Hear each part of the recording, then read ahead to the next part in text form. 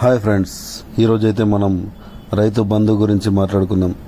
Sorry Rythu Bandhu కాదు, రైతు భరోసాగా మార్చబడిన రైతు బంధు పథకం. మన తెలంగాణ మొట్టమొదటి సీఎం కేసీఆర్ గారు ఎంతో ప్రతిష్టాత్మకంగా తీసుకుని ప్రకటించిన ఒక మంచి పథకం రైతు బంధు. ఎంతోమంది రైతుల కన్నీళ్లు తుడిచిన పథకం, ఎంతోమంది రైతులకు పంట సాయాన్ని అందించిన పథకం రైతు బంధు. అలాంటి పథకం అయితే ప్రస్తుత ముఖ్యమంత్రి శ్రీ రేవంత్ రెడ్డి గారు రైతు భరోసాగా మార్చారు. ఒక్కొక్కరికి 7.5 అంటే ఒక ఎకరానికి 2 విడతలు కలిపి ఒక ఎకరానికి 15,000 ఇస్తామని ప్రకటించి ముఖ్యమంత్రి పీఠాన్ని అయితే అధిరోహించారు. కానీ తదనంతరం జరిగిన పరిస్థితులు మనం చూస్తూనే ఉన్నాం. 15,000 కాస్త 12,000 అని చెప్పారు.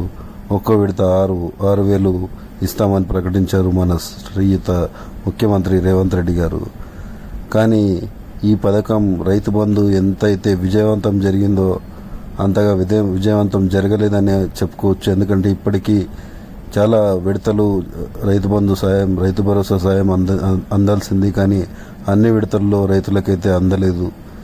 కనీసం ఈ విడత యాసంగి పంట కోతల సమయంలోనైనా రైతులకి కనీసం కోతల సమయం, నేను ఎందుకు ఇలా చెప్తున్నానంటే, రైతు బంధు పథకాన్ని కేసీఆర్ గారు ఎప్పుడు కోతల సమయంలో కాకుండా నాట్లు పెట్టే సమయంలో అందించేవారు. రైతులకి ఎంతో సహాయం అనిపించేది. కనీసం నాటేసిన తర్వాత అయినా డబ్బులు రైతులకు దొరికేవి, అంటే రైతులకు సాయం దొరికేది.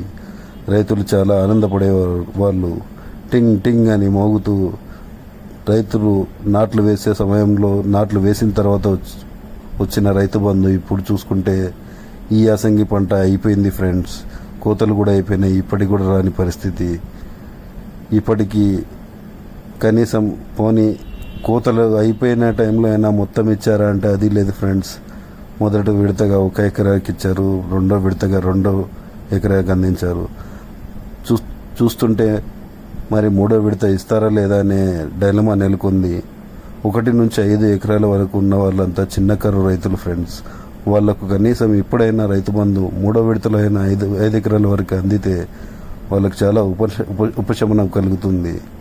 వాళ్ళు కనీసం కూలీలకు చెల్లించాల్సిన డబ్బులైనా చెల్లించగలుగుతారు. వాళ్ళ పంట విషయంలో నష్టపోయినా లాభపడినా ఏం లాభపడతారు ఫ్రెండ్స్? మహా అంటే ఎకరాకి 5,000, 10,000, 15,000. కనీసం ఈ రైతు భరోసా వస్తే అందరూ మొహాల్లో ఆనందం కనిపిస్తుంది. Please subscribe friends.